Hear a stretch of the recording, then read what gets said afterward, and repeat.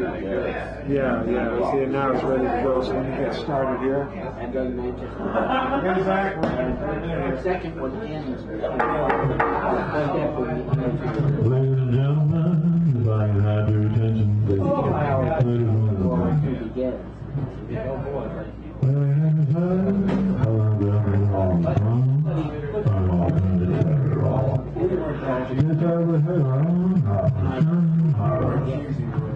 And if you didn't understand that, that's perfectly normal because I wasn't saying much of anything.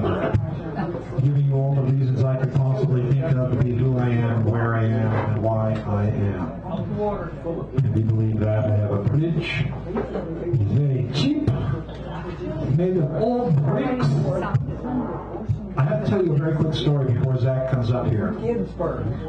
My friend of many, many years, who is of Danish extraction, went back to Denmark with his father in 1970.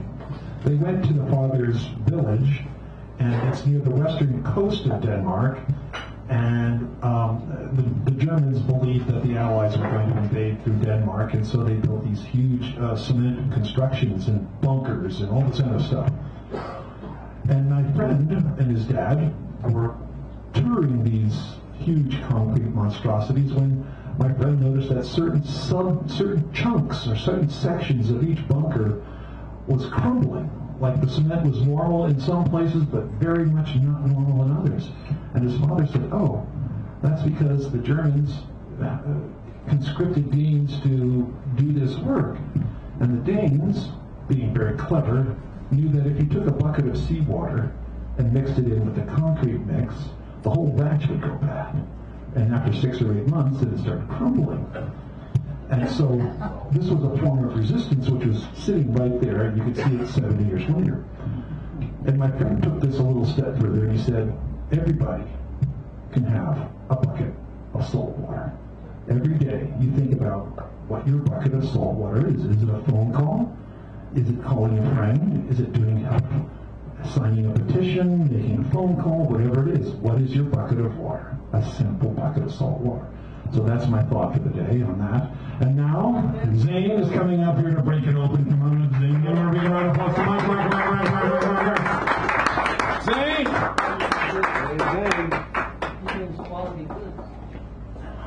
Hi there, guys. Hi, Zane. Hi, Zane. Nobody said it, and it's kind of disappointing. Do you guys know that it's National Poetry Month this month? Yes! Hallelujah, brothers! Yeah. Woohoo! Poetry under the dome. Yeah, 30 for 30. Right home and day. 27. Why not? Yeah, start today. Do 27, not 30 if you want. This is one that I wrote for the first day, the joke day. That was funny because something I was thinking. It was like National Poetry Month, the first day is a joke. Poetry is a joke. Zippity-doo-dah. Whoso should have everything. The morgue is full, and I am watching my friend give birth on the floor. I have found the Pope to be of no help, and we still don't know what to do with the dust. I am breathing in the addiction. I told the salt shakers that I would always keep empty. The birds have gone from choir to alarm clock, and I'd rather let subconscious drive the car for me. The bricks have stacked into a portrait of the last girl I actually loved, and I am all sidewalk, mixing concrete with sand from the playground. I learned to put foot after foot on, letting rust drip down my throat, turning limbs into faucets. I would love to let the words fall to the ground. If I had chalk for every thought, I'd feel less temporary, but we pay most attention to the sun when it goes away. I am melting in tar pit, but actually just a body in a room, so truth doesn't hold much weight, even though my chest is an anvil dropping onto cartoon, a chance to be touched, an afterglow, the stitches on a cracked face, cursive handwriting. Thank you.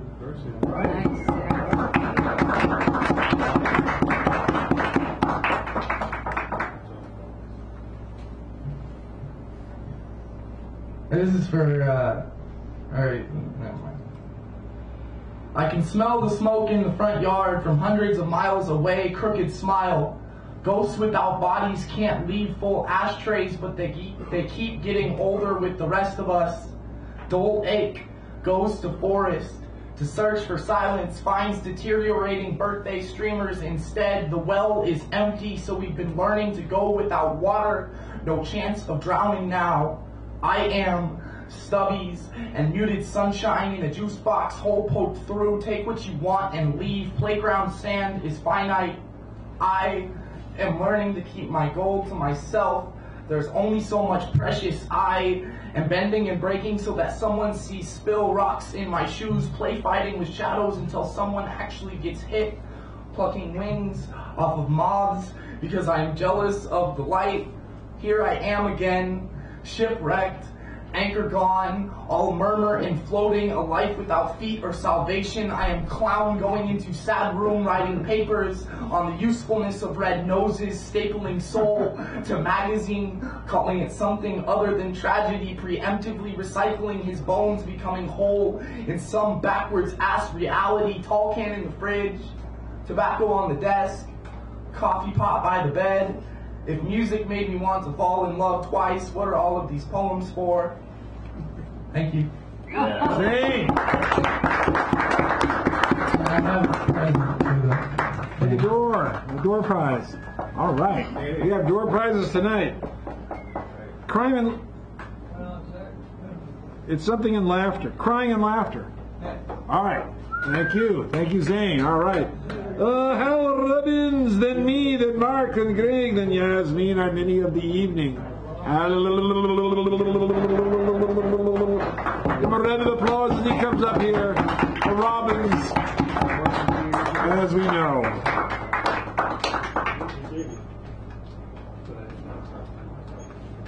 I've been reading Jack's poems when I can on one of my radio shows, and he's encouraged me to read my own poems, and so I'm going to read one of mine. Here, here. Yeah. Finally! This is called After the Embers. The world is a cold place for art, the perennial kind, where the hopes of the artist are blocked again, time out of mind, and the hand of the maker is checked by the manacle greed, while the teeth of the hangers-on worry it, making it bleed. Yet still we return, as a burned forest shows life in spring, to pictures that show, to music that sounds, and poems that sing. There are always those telling us all that we can and can't do, who announce that a poem is trite if it seeks to be true. The style of the moment prevails, therefore must be obeyed. If you make what is loved, you're a merchant, purveyor of trade. But still, when the wild birds return to a fire-blackened tree to sing in its branches, beside them, perhaps you'll see me. Yep. Nice. Thank you. Thank you. Oh, Robbins. Reading his native tongue there. We like that. All right, that brings us to this. Oh, that's me. For God's sakes. Lord, stop what you're doing. Get up there. I was trying to edit this, but that's useless. All right, here we go. So, the theme is derelict. Oh, That last week's thing? well, I thought it was this week's theme. I could be wrong, you know. Derelict. So this has to do with dereliction. And I'm not going to read this whole thing, just read a couple of parts. You'll get the idea. You think, okay, shut up, I will. We're at number 1, USA, with regards to Tom Engelhardt, who wrote the original article from which this was inspired. So, conservative dimballs like to point out how exceptional the USA is, and I have to agree. But they don't go all the way, do they? Do they ever? Here's a whole bunch of number 1s showing just how we cannot be beat. Number 1, investor in military and homeland security investments. Why in our 2011 defense budget, we outstripped those of the next 20 countries combined. Number 1, in rendition, since 9/11, at least 136 suspects have been snatched by the CIA or its sycophants off the streets or out of their beds all around the world. Now, who can top that? Certainly not Russia, China, Syria, Iraq, North Korea, or Iran for that matter, even if they were all combined. Number one in blowing up wedding parties. At least 8 in Iraq, Afghanistan, and Yemen. Bridegrooms, in-laws, babies obliterated by American air power. Who else has even one, I ask you? American exceptionalism? Honestly, there doesn't seem to be an end. Number one are the kind of hard-working political leaders who fight with dogged, zealous vengeance so that the last thing they'll do is anything for the benefit of those who elected them, and yet they stand proud with an approval rating of nearly 7%. Number one are the number of gun-related deaths, murders, and mass murders. Number one in promoting cigarette consumption, and so we're proudly distinct by having the lion's share of the responsibility for the nearly 30 to 40 million or so deaths that occur each year due to cigarettes. Number one in personal debt and income inequality. Number one in the kind of, that's not what I want to talk about. What is it?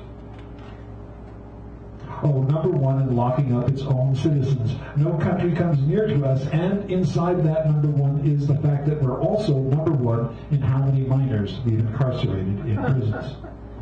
Number one in exporting jobs, manufacturing, and outsourcing all kinds of things. And number one in the mountains of money being stashed overseas so it cannot be taxed. That figure is in the trillions, folks. The trillions. USA is number one in having the world's most expensive medical system, and number one in delivering the least care per monetary unit to the ones who need it most. And last, this is a long list, but I'm not going to do them all. And last, and certainly not least, number one in toilets and the surrounding bath fixtures. Of course, the toilets and fixtures we use are made in other countries, and we have others install them, but it's we who sit on them. No one else puts it all together quite like we do for a truly relaxing dupper session. Also, we have the softest toilet paper in the world, perfumed yet already, and you can get it color coordinated with your decor and have it with frills and friendly designs. So we are the best there is in the toilet realm. That's a safe bet for sure. USA, USA, we are number one.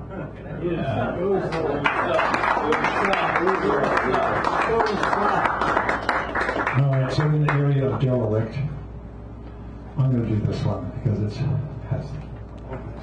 Yes, this is called Gone. Okay. Into this ancient city, the sands have settled. Up high in the night sky, the broken moon hangs as if waiting for a cloud.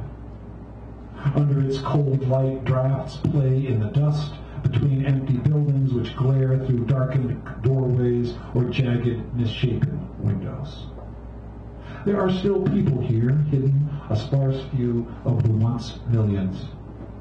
Who sees the shadow moving back and forth among the ruins, a solitary figure, indistinct and furtive, long after evening has turned into night?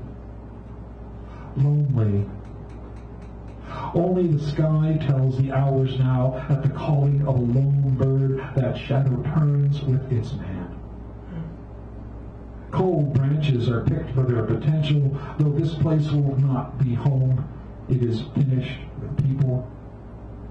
The vast array of buildings and streets is quieting, whispering its very last breath.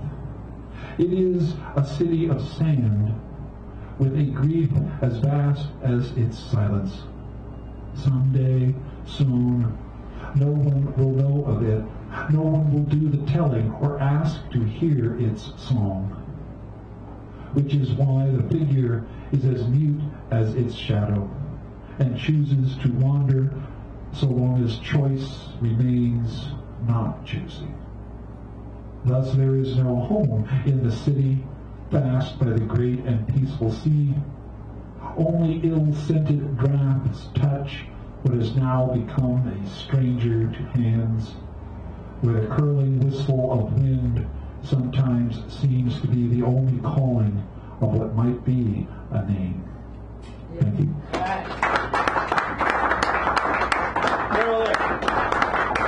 City. All right, now who follows that? Thank you so much, ladies and gentlemen. Mark O'Hart is it, for crying out loud. Would you kindly come park here? Now you got Greg and... Okay, I'm going to... To add an addendum to Dan's next to last poem, towards the end was some toilet talk. Toilet talk. The inventor of the toilet, his last name was Crapper. That's a true story.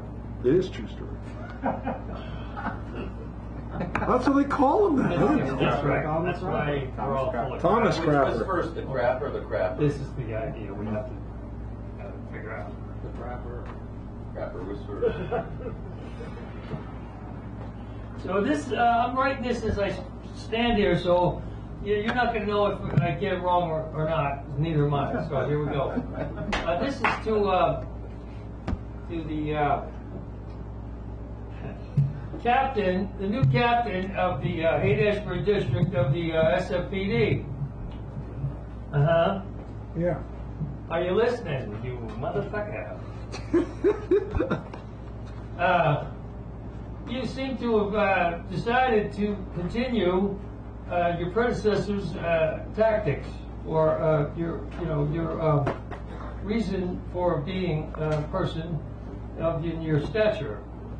So you directed the gendarme under you to take it as important to direct your efforts toward the kids on the street who are sitting down trying to get some money for drugs or alcohol or food so they can deal with what the fuck they have to deal with that's been left to them by us, basically, people of our age, I'm ashamed to say. So I'm also ashamed to say that I haven't said anything until now because I haven't had the presence of mind, for whatever reason, to say so. Until it became personal again. Because on Saturday, when I was out there with my harmonica, getting ready to be amplified in front of Haight-Ashbury Music Center, where they, by the way, like me because I bring in people who buy harmonicas and amplifiers and mics. And I haven't tried to get a letter from him or do any of that shit because I don't know. Maybe I will now. And go from door to door and get, I don't know, I'm not sure about that. But anyway, here I am. So, why are you doing that? I mean, I think there might be, it's the 50th anniversary of the Summer of Love. Yeah, it is.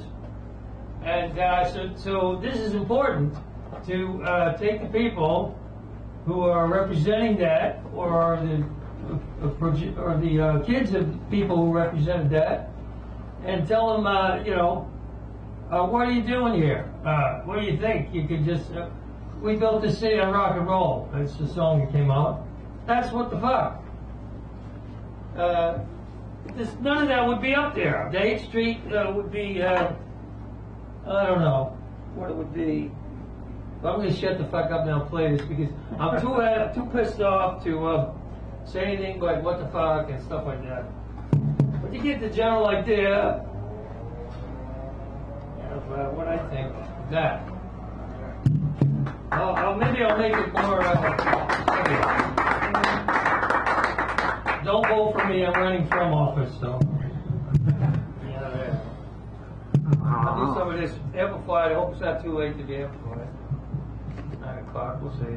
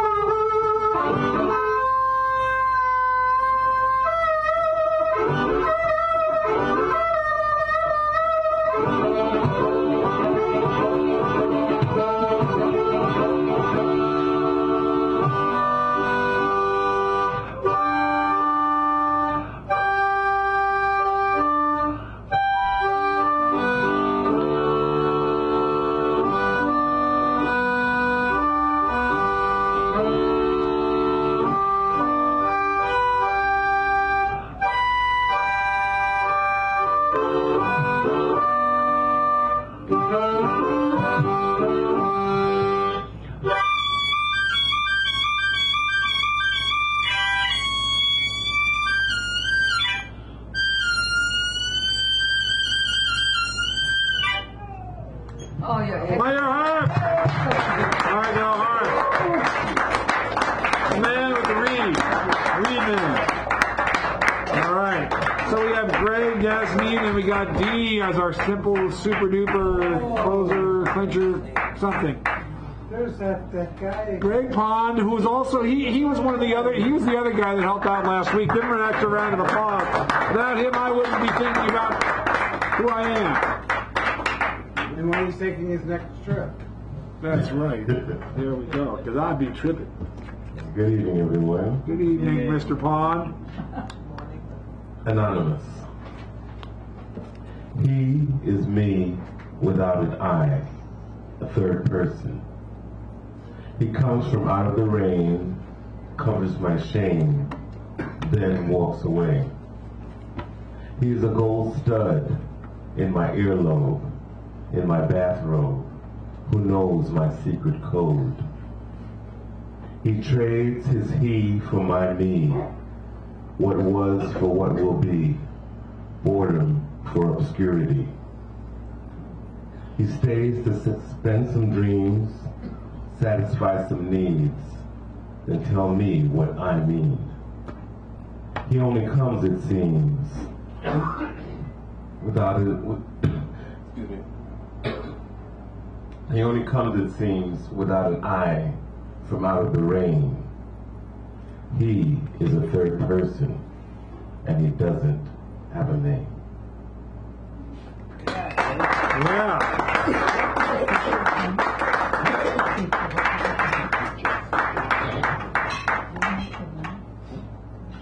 Teddy.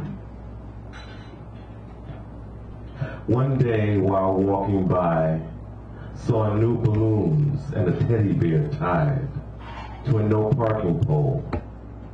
A few empty bottles of beer and wine surround as a ghetto headstone.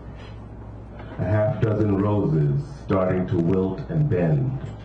No water, no sun, no one to resuscitate them. Wrapped in tissue, a poor man's wreath. Blood red petals laying on concrete. One day while walking by, saw several veladoras lit, a makeshift memorial with wicks flickering like tiny teardrops. Wish the wind would gust just strong enough to make the violence stop. The pop, pop, pop of random shots left the whole block on lock, left neighbors horrified, tongue-tied, shell-shocked and crying at the impromptu curbside shrine.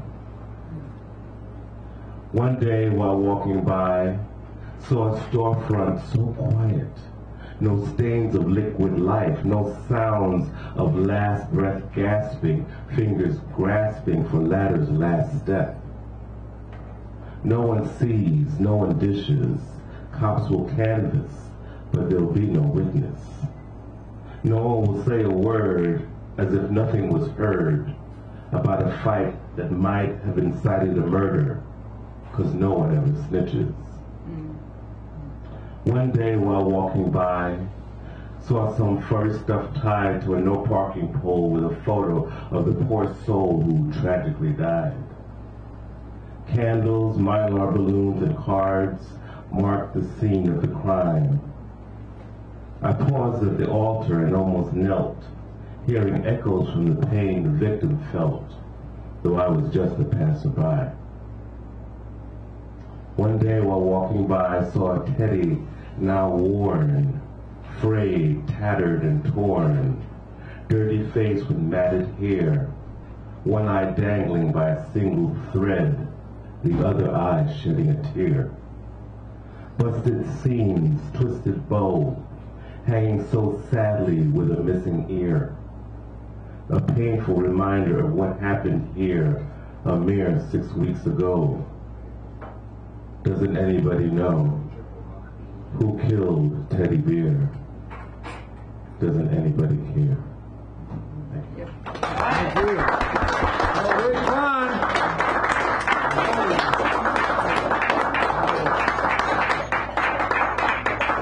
Okay, now we're going to do our mini feature of the evening. That's Yasmin. Give her a round of applause. She comes up, and we got D. Allen as the closer. Came in.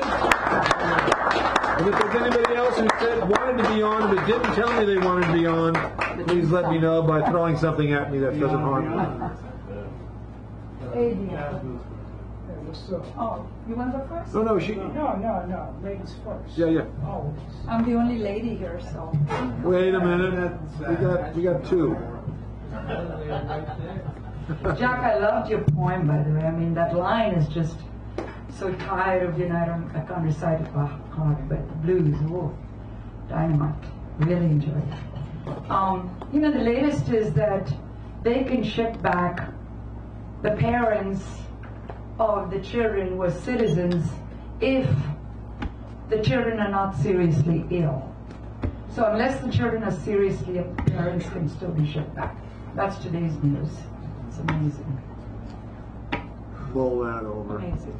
Okay, so just let me know how many minutes do I have? Or do I have 8 minutes? Yeah. Can you just signal so I'll just cut it off whenever? Yeah. All right. Okay, so two protagonists. One is the privileged young Indian lady, and the other is a ghetto black man. So, Merrick and Omri. Merrick wasn't in class the next week or the next. Omri waited until the third week and asked Andy, who sat next to her in class, if he would drive her there.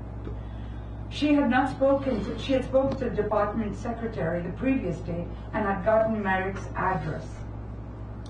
They drove along Broad Street towards North Philadelphia. When Andy saw the address she gave him, he asked her why she wanted to go there. A friend, said Omri. A friend lives there. Andy spoke in incomplete sentences as he drove.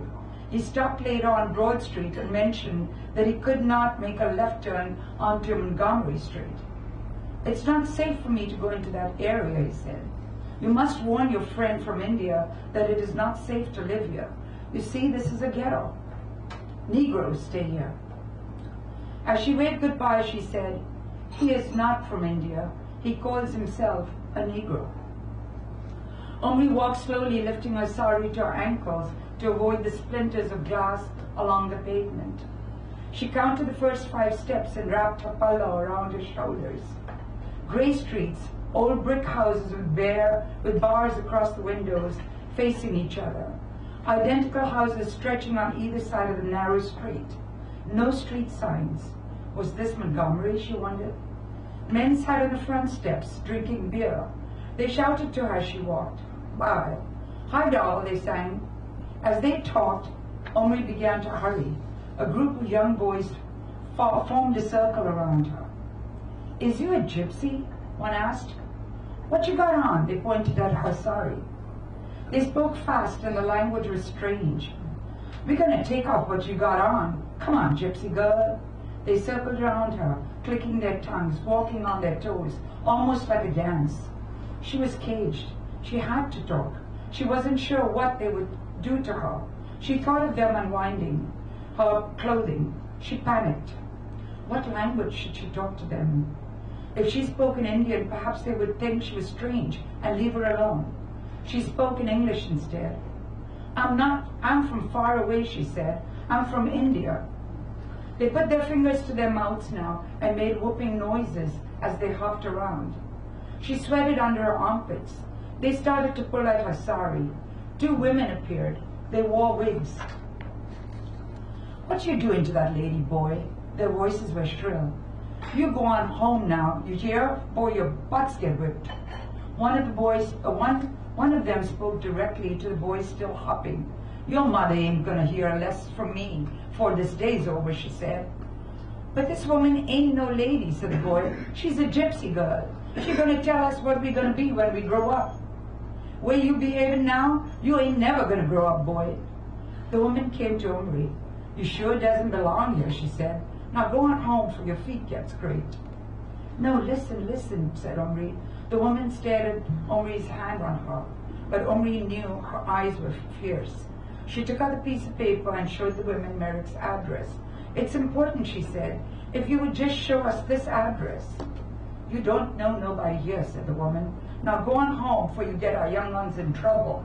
That's what you people do. We just here minding our own business. Go on home. You hear? How much time do I have? You got like 4 minutes. But I do know somebody at this address. He's in my college. I must find him. He may be in trouble. I just want to know if he's sick or hurt. Omri was pleading. Neither she nor the black woman could follow much of what the other was saying. She had held out the piece of paper with Merrick's name and address. Oh, so that's the black boy getting himself an education? I think he thinks he knows some fancy words.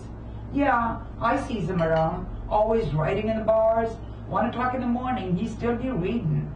Now, you's gonna spoil your eyes that way, I says to him. But he keeps on writing. You visiting him? What for? Omri had problems understanding all the woman said. She kept her grip tight on the woman. The boys around stopped circling and began to walk away. The woman looked at Omri. For a moment, all words ceased. The woman softened her voice. It was clear she understood Omri's fear. He right there, she pointed towards the next block. Before Omri left, the woman warned, now you be careful, you hear? The doorbell had no name beside it. The front door had no pane. It lay cracked on the floor. She buzzed thrice. He yelled from the top of the stairs, who? She didn't answer. He came down. She looked up and saw the surprise in his face. Merrick, she said. He bowed. She smelled the alcohol. He bowed and said, now who be he to cross like an aisle, this dark and stormy water? They stood in the doorway looking at each other. He bowed again. What the hell you doing here? He said. They walked up and he opened the door for her. He paced the floor before she sat down. Now, I's in that much trouble already, he said. What you trying to do? Getting killed coming around here? Before he turned around, Omri sobbed. Don't speak to me like that. Don't tease me anymore, she wept aloud. Nigger, gypsy, nigger, nigger, gypsy, gypsy. That's all I've been hearing. She became hysterical.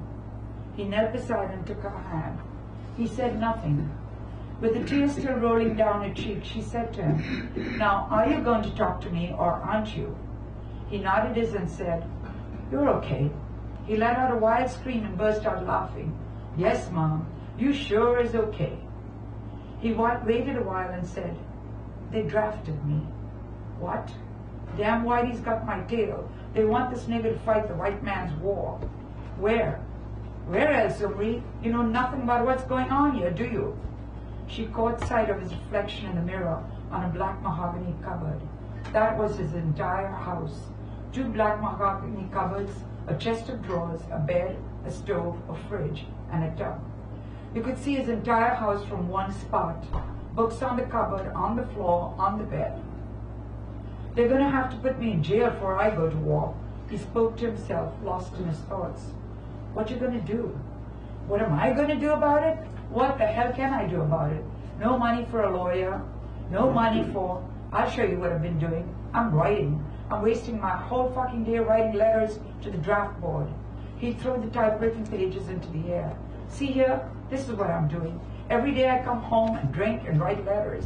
I tell them I'm a graduate student. I write about this great country which needs black graduate students to keep the other niggers off the streets and in the schools. So I write about how they should excuse me from their war in Vietnam. I write about my clean record and how they need people like me to set an example to the ones who do not have a clean record. I am valuable to them, I say, if I am kept alive. And each day I await their reply, for them to come and get me, for their orders to march. He paced, still talking. Fuck this life, fuck these bastards. He turned to her finally and asked, now what am I going to do with you? No, she said. What am I going to do with you? You're going to fight my war, Omri? He asked. Not your public one, but your own personal, private one. I can do that. She surprised him. You don't know a damn thing about this country, he fought back. You aren't getting involved. But I know a little bit about you, and I found your apartment. And that, by the way, is precisely what you're getting out of. Not till you feed me, she said. Thank you. There we go. What's the novel?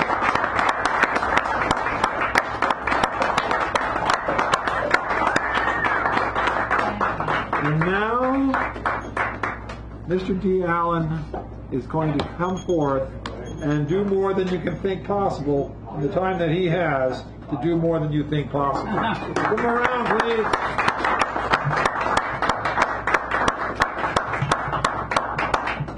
Buonasera a tutti, which is Italian for good evening, y'all.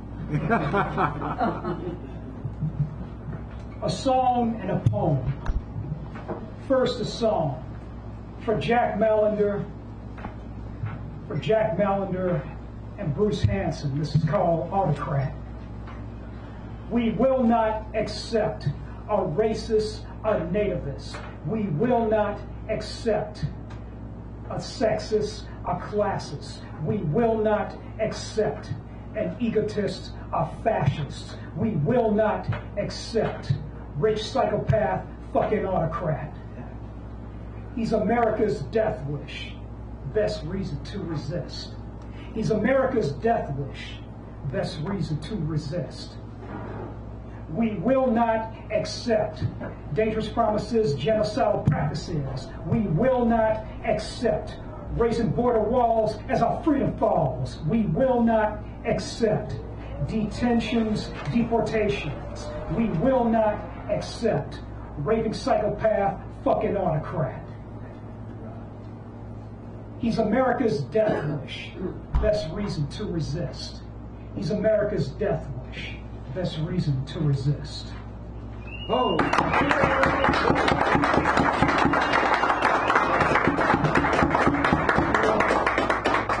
That was a song called Autocrat for Jack Mallender and Bruce Hanson.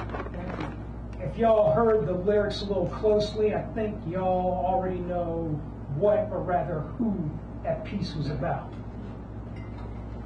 And the last one is a little personal lament for someone who was once an aspiring writer, but then decided to make a wrong-headed choice and spend more of her time on the streets than perfecting her craft. This one is called Happenstance. Under both soft milk chocolate brown eyes, hard lines, sunken cheeks, mangled natural brown hair, somewhat shorter than it used to be, sickly, anemic, not a trace of body mass, extreme skin and bones. This strange woman I met on the corner of Golden Gate and Larkin, edge of the dirty TL, recognized me instantly, walking a few feet ahead of her. By name, by black clothes, by shiny bald head. But she's hardly recognizable, except for the sweet, thoroughly feminine voice. Chrissy, what happened to you? Whatever happened to that woman I last saw 1 year past, 13 months plus, in a crowded room full of writers and their well-wishers on 24th and Folsom Block, 7th of November, book release night, sitting on the floor, face front, where the mic stand stood. Where did her shoulder-length, bright champagne blonde curls, healthy, slender countenance, or her love for life go?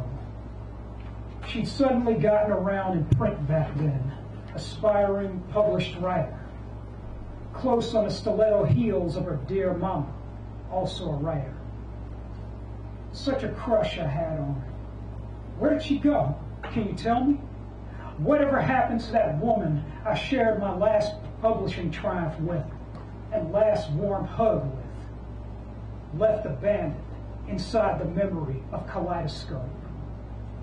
This strange woman I met on the corner of Golden Gate and Larkin, edge of the dirty TL, recognized me without me uttering one word by happenstance. But she's hardly recognizable. All it took was her sweet, thoroughly feminine voice for me to know that she was the woman I last saw 1 year past, 13 months plus, in Kaleidoscope book release night. She told me of her long, intolerant year of sleepless, houseless nights, floated between the cold gray curb and filthy, roach-ridden SRO hotel rooms, no more warmer or inviting, of being a caretaker for an ailing lover, survivor of a wartime military tour, Vietnam, taking a lot out of her. I can't help but feel that she's left out what attributed to the hard lines, sunken cheeks, mangled natural brown hair, somewhat shorter than it used to be, sickly, anemic look, not a trace of body mass, extreme skin and bones. Apprehension sealed my lips shut, prevented me from asking, though my heart wanted to. Chrissy, what else happened to you? On the corner of Turk and Larkin, as she requested, I gave Chrissy a slip of paper with my telephone number scrawled on it, hoping she would use it and stay connected to a world that isn't the TL. We shared an embrace colder than the last. Her kiss on my cheek, equally cold as life on the streets. I miss the aspiring published writer with bright champagne blonde curls and a love for life fiercer than mine. But there's someone else in San Francisco who misses her more. Dear Mama, elder of both poets. Did she ever call you? She never did. That one was called Happenstance, written on Christmas 2011 for Chrissy Moore, daughter of St. Louis and San Francisco poet Dottie Payne. All right. Thank you. Allen. Thank you. Wow. Thank you. Now, I just have to ask, do either of you want to read or? Oh, okay. Just people we love. okay, I just want to make sure because otherwise you'd say, you never asked us to, like that. Thank you so much. All right. I gotta start asking any poets in the every Wednesday night. I do always ask. Thank you so much. Would you kindly shuffle Thanks these? for stopping by. Thank you. So now the end of the evening where we take care of all these wonderful prizes. I'm just going to go over them very quickly. Gotta finish the damn now. 14 Hills, a 2015 San Francisco State University State Review. Jack Kerouac on the Road. This is Wishes, Lies, and Dreams, Teaching Children to Write Poetry by Kenneth Koch. So that's good. I thought that might be, up your alley. Ojibwa Warrior with Dennis Banks. This is, of course, the masterworks of Ukiyo-e Hiroshige. Very nice stuff. I like that one. DNA Revolution, of course, whatever. And then Zen Mind, Beginner's Mind. Philip Levine, new selected poems. Of course, it can't be completely new selected poems because this is he's passed away, hasn't he? Who that? Philip Levine. And then Crying and Laughter by our own Zane, a self-put-together thing. So this is also up here. And of course, there's the keynote, the last word, choosing the theme, and the mini feature. So she has, one for each person. yes, pretty much. We have a very high ratio of prizes to people. Just a high ratio. High ratio, thank you, not very high, because that would be me. I haven't seen the ratio for a while. There goes Greg Juan. So that's poor York. A lot. Who said poor York? Yeah, I knew him well. Right. So a drum roll, please, just to get Soul American. All right. Number 16. Marco Harps, you're the first person of the evening, Mark. Come on up here, decide what you're going to do, let me know what you're going to say, etc., etc. Tired today. Well, I'm tired. I always tired when I I'm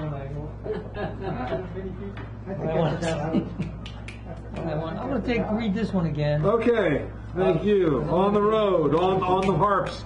Buford, you're the next deaner. Okay. That's great. Back to the house. So the cards are there, I'm there, you're here, we're here. Books are here.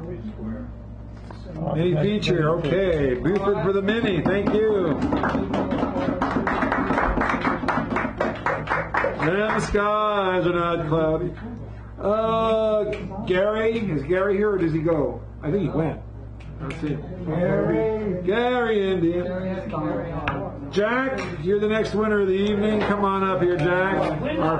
Our feature of the evening, winning something. I would take the clip. Oh, okay. He knows what he wants. Owen Dunkel, you are the next gainer. Kommen Sie hier bitte. Hören Sie zu, wiederholen Sie machen haben können, machen sollen würden. Most of that didn't make any sense. Huh? What? The keynote? Mr. Owen is the keynote. Thank you, Owen. What dank u, is the keynote.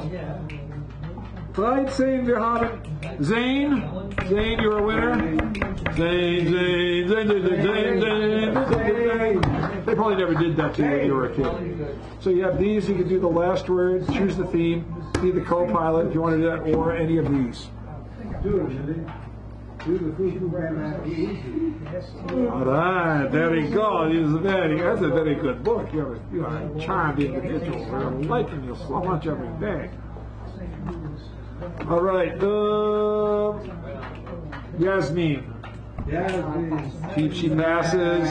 Okay, so how about D. Allen? Does D. Allen passes? Huh? No, D. Allen's right there. Okay. So you get any one of these books, or any you could do, be the co-pilot with me, or the last word this, or any of the books. And that's Zane's, in case you want to know. Hey, co-pilot. Yeah, co-pilot. Co-pilot, how high can you fly? Remember that? I have it in my musical quiver. Thank you. There we go. Who brought that book? I've always wanted to read. Richard the Sanderell. Huh? Well, you gotta come up here. You got your DNA, your Hiroshi Yogi, poetry for the kids, the hand, the co-pilot. I'll take Zane. Hey, Dan Brady. I'll take Zane. Good. There you go. Nah. Dan Brady. Huh? Are there any waffles up there? Because What are you doing? I can't even read it. Waffle? I don't want to co-pilot again. Oh, come on, Jesus. I love it when somebody does that. somebody This guy else- framed me perfectly. Well, then somebody else has to do it. Whoever wants to be trained, like Hal probably would just really love that position. To be Will you trained. pick a prize? I want to give the rest away. I don't think there's anything I want. Well, what about choosing the theme, for crap's sake? No, I did that last time. What was the theme? Derelict. All my poems dealt with dereliction. I didn't have to say it. It's implied. Okay, Greg, you're the next wiener.